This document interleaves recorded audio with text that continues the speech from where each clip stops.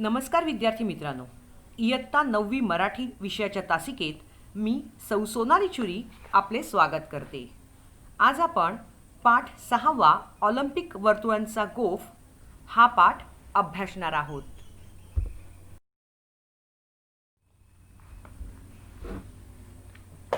मुलांनो, या पाठाचे लेखक आहेत बाळ ज पंडित.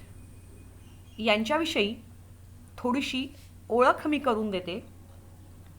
यांचं पूर्ण नाव आहे बाळ जगन्नाथ पंडित. यांचा जन्म 24 जुलै 1929ला झालेला आहे, तर मृत्यू 17 सप्टेंबर 2015 साली झालेला आहे.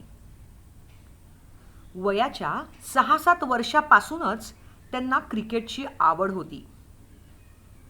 ते रणजी चषक सामन्यात खेळलेले होते. 1959 ते 60 च्या रणजी मोसमात महाराष्ट्र संघात त्यांनी आपलं स्थान मिळवलं होतं. मात्र मैदानापेक्षा मैदानाबाहेरील त्यांची कारकीर्द विशेष गाजली. लहानपणापासूनच इंग्रजी व मराठी या भाषांवर प्रभुत्व होतं आणि क्रिकेटविषयीचं प्रेम आणि आस्था होती. याच क्रिकेटच्या प्रेमापायी काही वर्तमानपत्रातून क्रिकेटविषयीचं लेखन त्यांनी लिहायला सुरुवात केली. क्रिकेटचे समालोचन म्हणजेच कॉमेंट्री करताना त्यांनी आपल्या ओघवत्या मराठी भाषेत क्रिकेट घराघरात पोचवलं. आजही मराठी वृत्तपत्रात वापरले जाणारे क्रिकेटविषयक शब्द आहेत, जसे षटक, षटकार, चौकार, यष्टी, बाद, गोलंदाज, सीमापार. हे सगळे शब्द या लेखकांनी म्हणजेच पंडितांनी सुचवलेले आहेत आणि त्यांचा वापर आजही केला जातो. MA LLB झालेले बाळ पंडित LLBच्या परीक्षेत पुणे विद्यापीठात 3रे आले होते. त्यांनी एकूण 30हून अधिक पुस्तके लिहिली आहेत. याशिवाय पुस्तकांचे अनुवादनही केलेले आहे. अनुवादन म्हणजे ट्रान्सलेशन. त्यांचं क्रिकेटमधील नवलकथा एक पुस्तक मी इथे तुम्हाला दाखवलेलं आहे. असे हे थोर लेखक ह्यांनी लिहिलेला ऑलिम्पिक वर्तुळांचा गोफ हा पाठ आपण अभ्यासणार आहोत.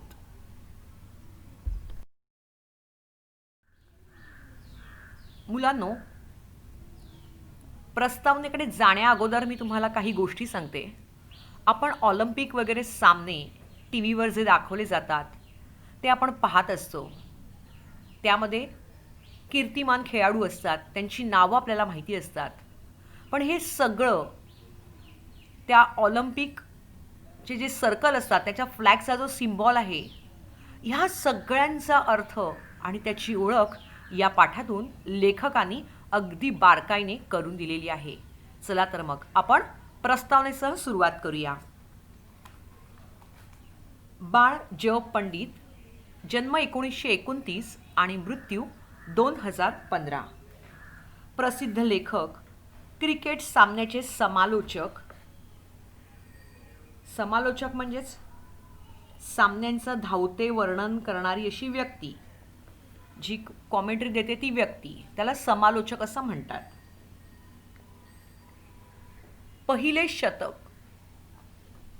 कुमारांचे खेळ, क्रिकेटमधील नवलकथा इत्यादी पुस्तके त्यांची प्रसिद्ध आहेत.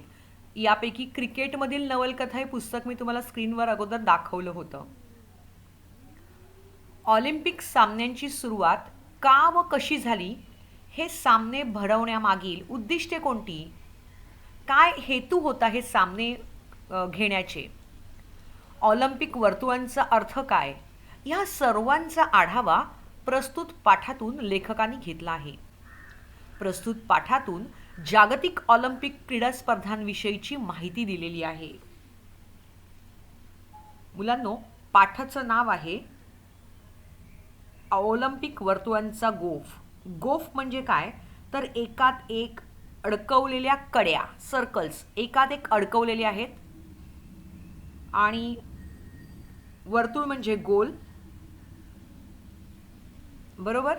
तर हे ऑलिम्पिक वर्तुळाचं गोफ म्हणजेच हे सिम्बॉल आहे त्यांच्या फ्लॅगवरचं, त्याचंच नाव हे शीर्षक रूपाने आपल्याला पाठात दिलेलं आहे.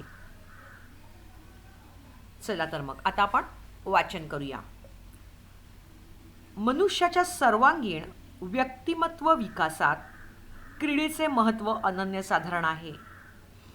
मुलांनो, सगळ्यांच्याच आयुष्यात खेळाला खूप महत्त्व आहे. आपण बसल्या बसल्या सुद्धा काही ना काही खेळ खेळतच असतो आणि त्यामुळे आपलं व्यक्तिमत्व जे आहे विकसित जातं. कसं विकसित जातं तर इथे मी सांगते तुम्हाला. मुलांनो, आपण खेळत असताना हार आणि जीत, हरणं आणि जिंकणं, कोणतरी जिंकत असतं कोणतरी हरत असतं आणि यामधून आपण अपयश पचवायला लागतो किंवा आत्ता मी जिंकलेलो आहे तर पुढे मी जिंकेनच असं आपण कॉन्फिडेंटली सांगू शकत नाही. त्यामुळे आपलं व्यक्तिमत्व एक प्रकारे घडत असतं. आपण ह्या सगळ्या क्षमता आपल्यामध्ये घालत असतो आणि आपण हार असेल तरीसुद्धा आपण ती एक्सेप्ट करत असतो आणि मग पुन्हा माझा पहिला नंबर कसा येईल किंवा मी पुढे कशी जाईन, मी बाजी कशी मारीन, तर ह्यावर आपण जास्त लक्ष केंद्रित करत असतो आणि त्याचा प्रभाव तुमच्या व्यक्तिमत्वावर होत असतो आणि मग तुम्ही डेव्हलप होत असतात. सर्व स्तरांवर खेळले जाणारे क्रीडा सामने हे क्रीडा रसिकांचेच नव्हे तर जगभरातील क्रीडाप्रेमींचे लक्ष वेधून घेणारे ठरतात. व्यक्तिमत्व म्हणजेच व्यक्तित्व आणि अनन्यसाधारण म्हणजे अलौकिक. तर संपूर्ण जगभरातील क्रीडा सामन्यांमधील ऑलिम्पिक क्रीडा सामन्यांना एक मानाचं स्थान आहे.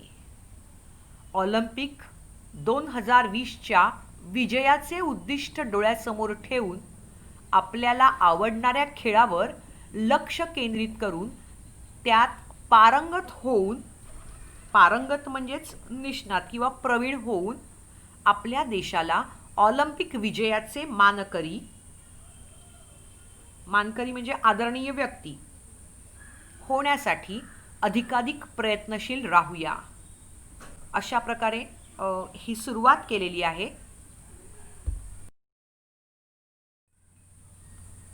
पाठाच्या वाचनाकडे जाऊया. बघा, सुरुवातीला पाठ्यपुस्तकामध्ये 5 गोल दिलेले आहेत. हे गोल एकमेकांमध्ये गुंफलेले आहेत म्हणून त्याला गोफ असं म्हटलेलं आहे. हे 5 रंग तुम्ही इथे पाहू शकता. मी आता ते एक्सप्लेन करणार नाही कारण हे पाठामध्येच आलेलं आहे. ठीक आहे, आता आपण पाठाचं वाचन करूया. ऑलिम्पिक गावाकडे आमची मोटार भरधाव वेगाने जात होती. गर्दी प्रचंड असली तरी रहदारीला अडचण मुळीच नव्हती. येण्या जाण्यासाठी वेगवेगळे रस्ते होते. खेळाचे मैदान जवळ येऊ लागले तसे आमचे डोळे समोरील क्षितिजाकडे लागले. खूपच उंच अशा स्तंभावर एक भला मोठा ध्वज फडफडत असलेला आम्हाला दिसला. ध्वज म्हणजे काय तर झेंडा. बघूया बरं कसा आहे तो झेंडा. हा शुभ्र धवल रंगाचा झेंडा आहे. त्यात 5 गोल म्हणजेच 5 वर्तुळ त्यांच्या कड्या एकमेकात गुंफलेल्या आहेत म्हणजेच हा गोफ आहे. ऑलिम्पिक सामन्यांचे ते स्वतंत्र निशाण होते. हे स्वतंत्र निशाण ऑलिम्पिक सामन्यांचे आहे. ध्वजावरील पांढऱ्या शुभ्र पार्श्वभूमीवर लाल, पिवळ्या, निळ्या, हिरव्या व काळ्या रंगाची वर्तुळे एकमेकात गुंफलेली होती. बघा, समोरच्या चित्रामध्ये हे 5 रंग आणि त्याची वर्तुळं एकमेकात गुंफलेली दाखवली आहेत. पुन्हा मी रंग सांगते. तुम्ही तुमच्या फ्लॅगवर, स्क्रीनवर जो फ्लॅग शेअर केला आहे त्यात तुम्ही पाहू शकता. लाल, पिवळा, निळा, हिरवा आणि काळा अशी 5 वर्तुळं एकमेकामध्ये गुंफलेली आहेत. ही 5 वर्तुळं एकमेकात गुंफलेली आहेत त्याला गोफ म्हटलेलं आहे. याचा अर्थ असा आहे, 5 मित्र हातात हात घालून आपल्या मैत्रीची साक्ष देत आहेत, असा या झेंड्याचा किंवा फ्लॅगचा अर्थ आहे. आता हे 5 सर्कल किंवा ह्या रिंग म्हणजेच 5 खंड आहेत. या 5 खंडाचं प्रतिनिधित्व करणारा असा हा ध्वज ही यामागची कल्पना आहे, संकल्पना आहे. आणि ती संकल्पनाच मांडून ह्या फ्लॅगची जी रूपरेषा केलेली आहे ती त्या अनुषंगानेच केलेली आहे. बघा, म्हणजे फ्लॅग एखादा जरी आपल्याला करायचा असेल तर त्यात किती विचार एकत्रित येऊन तो मांडला जातो, तुम्ही बघू शकता किंवा विचारही करू शकता त्याबद्दल. चला आता आपण पाठाकडे वळूया. ही 5 वर्तुळे म्हणजे जगातील 5 खंड आणि त्यांची शुभ्र धवल पार्श्वभूमी म्हणजेच विशाल अंतराळ आहे. खंड म्हणजेच मोठा विस्तृत भूप्रदेश आणि शुभ्र धवल म्हणजे सफेद. स्वतंत्र म्हणजे मुक्त किंवा मोकळा. आणि पार्श्वभूमी म्हणजे मागची बाजू, त्याला बॅकग्राऊंड असं म्हटलंय. हे शुभ्र धवल आहे म्हणजे सफेद रंगाचं आहे. गुंफणे म्हणजेच काय तर माळेमध्ये ओवलं जातं ना फूल, त्याला गुंफणे असं म्हणतात. तसे हे सर्कल किंवा या ज्या रिंग्स आहेत, हे वर्तुळ आहेत, एकमेकांमध्ये गुंफलेले आहेत. खंड म्हणजेच मोठा विस्तृत भूप्रदेश असं मी इथे सांगितलं. तर त्याचा अर्थ असा आहे कॉन्टिनंट, म्हणजे तुम्हाला आता व्यवस्थित लक्षात येईल. विशाल म्हणजे मोठा किंवा विस्तृत. अंतराळ म्हणजे स्पेस, आकाश किंवा अवकाश. लिहून घेत असाल तुम्ही टेक्स्टबुकमध्ये पेन्सिलीने, म्हणजे वाचताना पुन्हा काही गोंधळ व्हायला नको. या ध्वजावर ऑलिम्पिकचे ब्रीदवाक्य लिहिलेले आहे. ब्रीदवाक्य म्हणजे स्लोगन, ज्याला मराठीमध्ये घोषवाक्य असं म्हणतात. आता ते त्यांचे स्लोगन काय आहे किंवा घोषवाक्य काय ते आपण पाहूया पुढच्या स्लाइडमध्ये.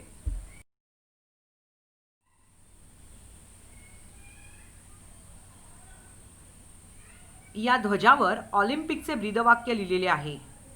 आता हे ब्रीदवाक्य तुम्हाला पाठच करून ठेवायचे. बघा, सिटियस, ऑल्टियस, फॉर्टियस. आता ह्याचा मराठीमध्ये अर्थ सुद्धा त्यांनी सांगितलेला आहे या घोषवाक्याचे किंवा स्लोगनचा. गतिमानता, उच्चता, तेजस्विता. आता गतिमान म्हणजेच काय तर गतियुक्त, मूविंग, डायनॅमिक. उच्चता म्हणजे वरचा दर्जा, श्रेष्ठत्व, एक्सलन्स म्हणू शकता तुम्ही त्याला. आणि तेजस्विता, तेजस्विता म्हणजे चकचकीतपणा, ब्राईटनेस. प्रत्येक खेळाडूने जास्तीत जास्त गतिमान होण्याचा प्रयत्न केला पाहिजे. गतिमान म्हणजेच गतियुक्त झाला पाहिजे प्रत्येक खेळाडू. अधिकाधिक उंची गाठण्याची शिकस्त केली पाहिजे. खेळाडू म्हणजेच खेळातील एक गडी किंवा प्लेयर. म्हणजे त्याने भरपूर अधिकाधिक उंची गाठण्याची शिकस्त केली पाहिजे, म्हणजे खूप प्रयत्न करून पुढे जाण्याचा प्रयत्न त्याने केला पाहिजे.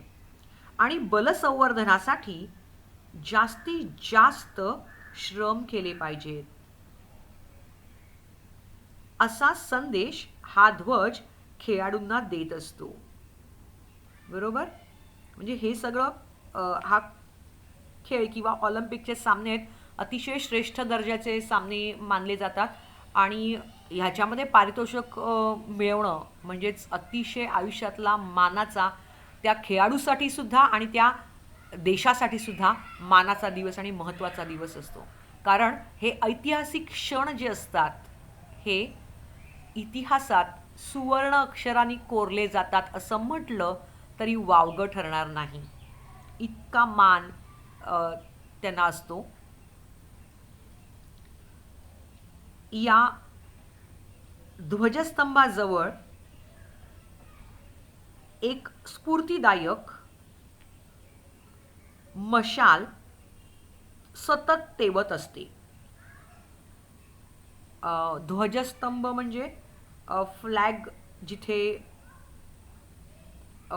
झेंडा जिथे लावलेला असतो, तर त्याचा जो रॉड असतो किंवा त्याला स्तंभ असं म्हणतात, खांब किंवा पिलर, त्याच्या जवळच एक मशाल असते.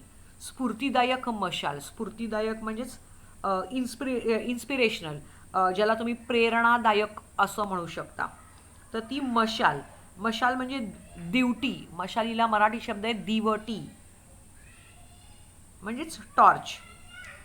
तेवत असते म्हणजेच जळत असते.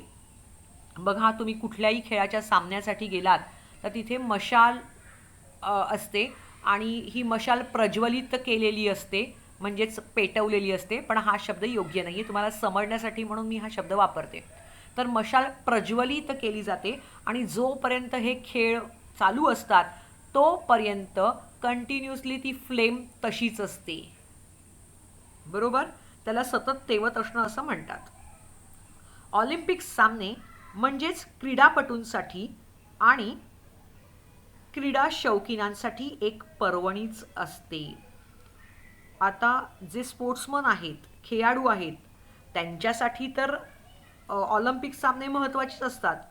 पण आपला आवडता खेळाडू किंवा आपल्या देशाचा खेळाडू कसा खेळतो किंवा त्याचं प्रेझेंटेशन कसं असतं किंवा तो कितव्या क्रमांकावर आहे हे बघणारे जे क्रीडा शौकीन असतात, तर त्यांच्यासाठी सुद्धा ही पर्वणीच असते. पृथ्वीच्या पाठीवरील सर्व राष्ट्रांतील सुमारे 5 ते 6 हजार खेळाडू या सामन्यांमध्ये भाग घेतात. मुलांनो बघा, 5 खंडाची 5 ते 6 हजार खेळाडू आणि त्यांना सगळ्यांना म्हणजे प्रत्येक देशातून आलेले खेळाडू असतात, कोच असतात. ह्या सगळ्यांची राहण्याची, खाण्याची सगळ्या सोयी एकाच ठिकाणी केल्या जातात. मग विचार करा, जो देश हे ऑलिम्पिकचे सामने भरवतो त्या देशामध्ये ते वातावरण कसं आनंदमय गजबजलेलं असेल. पूर्ण एक शहरच केलं जातं ह्या सामन्यांसाठी. स्त्री खेळाडूंचीही संख्या 2000च्या आसपास असते.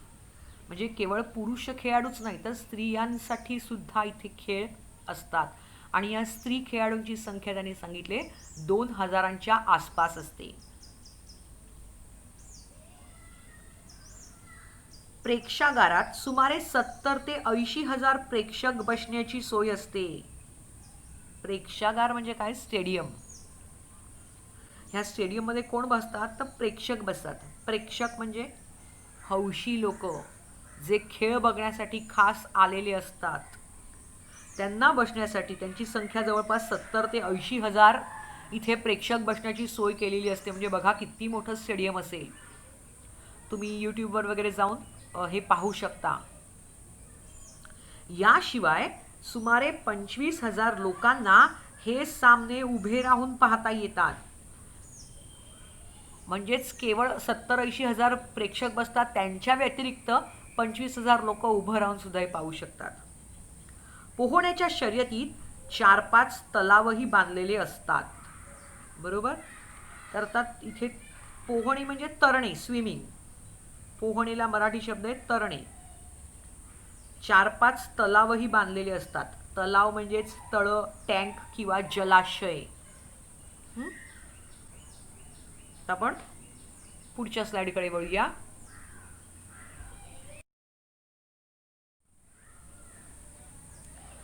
खेळांचे विशाल मैदान, त्या भोवतालचे प्रचंड प्रेक्षागार, प्रेक्षक बसण्याची सोय केलेले ठिकाण, ज्याला तुम्ही इंग्रजीमध्ये स्टेडियम म्हणता, त्याला मराठी शब्द आहे प्रेक्षागार. अनेक शब्दांविषयी एक शब्द लिहा. यामध्ये हा प्रश्न विचारला जातो 1 मार्कांसाठी. रहदारीसाठी मुद्दाम बांधलेल्या अनेक सडका, सडका म्हणजे रोड, रस्ते, लोहमार्ग, लोहमार्ग म्हणजे जिथून रेल्वे धावतात ते लोहमार्ग. पुरुष व स्त्री खेळाडू यांच्या निवासासाठी बांधलेल्या असंख्य खोल्या असलेल्या इमारती. आता हे इतके सारे खेळाडू येतात तर त्यांच्या राहण्याची सोय केली जाते. तर त्यासाठी त्यांना निवासासाठी म्हणजे राहण्यासाठी खोल्या असतात. त्या इमारतींमध्ये त्यांच्यासाठी ही सोय केली जाते. वसतिगृहे, प्रेक्षकांच्या श्रमपरिहारासाठी सुसज्ज अशी विशाल उपहारगृहे. म्हणजे केवळ दिवसभर हा जो प्रेक्षक असतात, खेळ बघणारे शौकीन लोक, ह्यांना कंटाळा येऊ नये यासाठी मोठमोठी उपहारगृहे, उपहारगृह म्हणजे रेस्टॉरंट्स सुद्धा इकडे उपलब्ध करून दिली जातात. असे हे एक मोठे गावच असते. याला ऑलिम्पिक विलेज असे म्हणतात. बघा, संपूर्ण देश या ऑलिम्पिकच्या खेळांमध्ये ऑलिम्पिकमय होतो असं म्हटलं तरी चालेल. ऑलिम्पिक विलेज वसवण्याची कल्पना इसवी सन 1956 मध्ये मेलबर्न येथे मांडण्यात आली. पहिले ऑलिम्पिक विलेज तिथलेच. म्हणजे 1956ला ज्यावेळेला मेलबर्नला पहिलं ऑलिम्पिकच्या स्पर्धा जेव्हा झाल्या, मेलबर्नला जेव्हा ह्या ऑलिम्पिकच्या स्पर्धा भरवण्यात आला ते साल होतं 1956. त्यावेळेला हे विलेज पहिल्यांदा बांधलं गेलं आणि मग तिथून ही कल्पना पुढे पुढे येत गेली. ऑलिम्पिक सामने दर 4 वर्षांनी होतात, हे तुम्हाला माहितीच असेल. हे सामने 5 दिवस चालत. दर 4 वर्षांनी 5 दिवस चालणारे हे सामने आहेत. इसवी सन पूर्व 776 मध्ये हे सामने झाल्याची पहिली नोंद ग्रीस देशाच्या इतिहासामध्ये सापडते. म्हणजे ग्रीस देशाचा जो इतिहास आहे त्याच्यामध्ये हे सामने सर्वात पहिल्यांदा इसवी सन पूर्व 776 झाल्याची नोंद मिळालेली आहे. यावेळी स्पर्धेत यशस्वी होणाऱ्या खेळाडूंचा ऑलिव्ह वृक्षांच्या फांदीची माळ घालून गौरव करण्यात येत असे. ऑलिव्ह वृक्ष जे आहे त्याच्या फांदीची माळ केली जायची, हार केला जायचा आणि तो त्या खेळाडूच्या गळ्यामध्ये घातला जायचा आणि तो हार मानाचा असेल. ग्रीस देशातील अनेक शहरे परस्परांतील भेदभाव विसरून या यशस्वी स्पर्धकांचे प्रचंड स्वागत करत. म्हणजेच काय तर ऐक्य किंवा एकोबा राहिला पाहिजे या हे उद्दिष्ट ठेवून हे सामने भरवले गेले जात असत. आणि मग कुठलाही भेदभाव त्यांच्यामध्ये, वर्णभेद असेल वगैरे, हा कुठलाही वादविवाद न होता विश्व बंधुत्वाने, म्हणजेच युनिव्हर्सलिझम असं आपण म्हणू शकतो, आणि अशा विश्वबंधुत्वाने ही स्पर्धा घेतली जायची.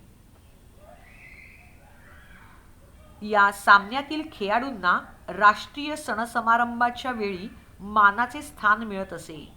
पुढे ग्रीक सत्तेचा ऱ्हास झाला म्हणजे अंत झाला. ग्रीकची सत्ता जी होती ही संपुष्टात आली, अंत झाला.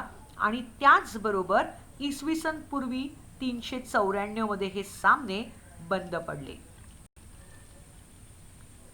म्हणजेच हे सामने जे घेत होते ग्रीकमध्ये, तर ग्रीक सत्तेचा जेव्हा अंत झाला आणि त्यानंतर हे सामने बंद पडलेले आहेत.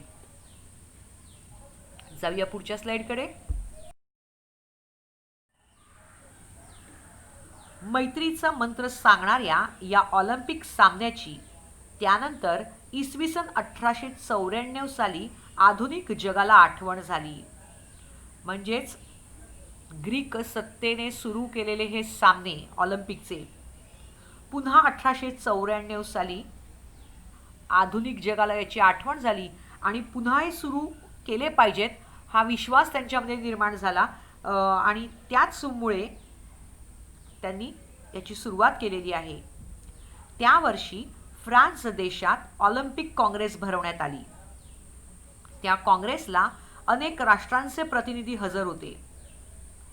कुबर्टीन नावाच्या फ्रेंच क्रीडा तज्ज्ञाने या काँग्रेसमध्ये ऑलिम्पिक सामन्याचे पुनरुज्जीवन केले. म्हणजे पुन्हा पुनरुज्जीवन म्हणजे ह्या ऑलिम्पिक सामन्याचा जे ग्रीक सत्तेनंतर संपुष्टात आले होते किंवा बंद झालेले होते, त्या ऑलिम्पिक सामन्यांना दुसरा जन्म मिळाला. कोणामुळे? तर कुबर्टीन हा फ्रेंच क्रीडा तज्ज्ञ आहे त्याच्यामुळे. शरीर संपदा वाढवण्यासाठी, शरीर संपदा म्हणजे फिजिकल स्ट्रेंथ, शरीरातील जोम ज्याला म्हणू शकतो, तर ते वाढवण्यासाठी, बलसंवर्धन करण्यासाठी आणि प्रामुख्याने देशादेशांतील मैत्री वाढवून त्यांच्यात मित्रत्वाची स्पर्धा व्हावी यासाठी प्राचीन ऑलिम्पिक सामन्यांप्रमाणेच यापुढे आंतरराष्ट्रीय क्रीडा स्पर्धा भरवाव्यात असे ठरले. म्हणजेच देशातली मैत्री पुन्हा देशादेशांमध्ये मित्रता वाढू देऊया आणि ह्या मैत्रीची स्पर्धा होऊया असं सगळं चालू असताना ऑलिम्पिक सामन्याप्रमाणेच आंतरराष्ट्रीय म्हणजेच प्रत्येक देशादेशांमधून ही स्पर्धा एकत्र येऊन घेतली पाहिजे हा प्रस्ताव पुढे आला आणि 1896 पासून ऑलिम्पिक सामने दर 4 वर्षांनी वेगवेगळ्या देशात भरवले जातात. या निमित्ताने या जगात सद्भावना, मैत्री, समता, मैत्री, विश्वबंधुत्व, शिस्त व ऐक्य या भावना वाढीस लागतात. कुबर्टीनचं नाव इथे आलं होतं, त्याबद्दल मी इथे सांगू इच्छिते की कुबर्टीन हे फ्रेंच शिक्षक आणि इतिहासकार सुद्धा होते. आंतरराष्ट्रीय ऑलिम्पिक समितीचे ते संस्थापक होते. त्यांना आधुनिक ऑलिम्पिक खेळाचे जनक सुद्धा मानलं जातं. आता आपण पुढच्या स्लाइडवर जाऊया. या सामन्यात निरनिराळ्या 21 खेळांची तरतूद आहे. म्हणजेच निरनिराळे तरतुदीचा अर्थ आहे व्यवस्था, अरेंजमेंट.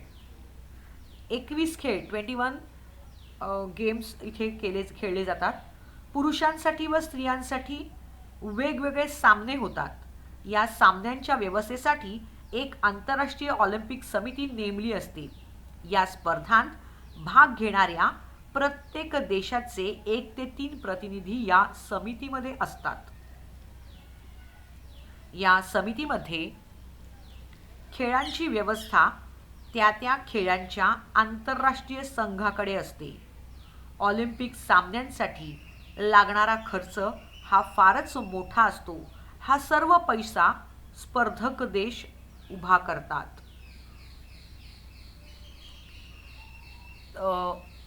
वेळ संपलेली आहे. आपण इथेच आज थांबत आहोत. याच्या पुढील पाठ आपण पुढच्या भागात पाहूयात.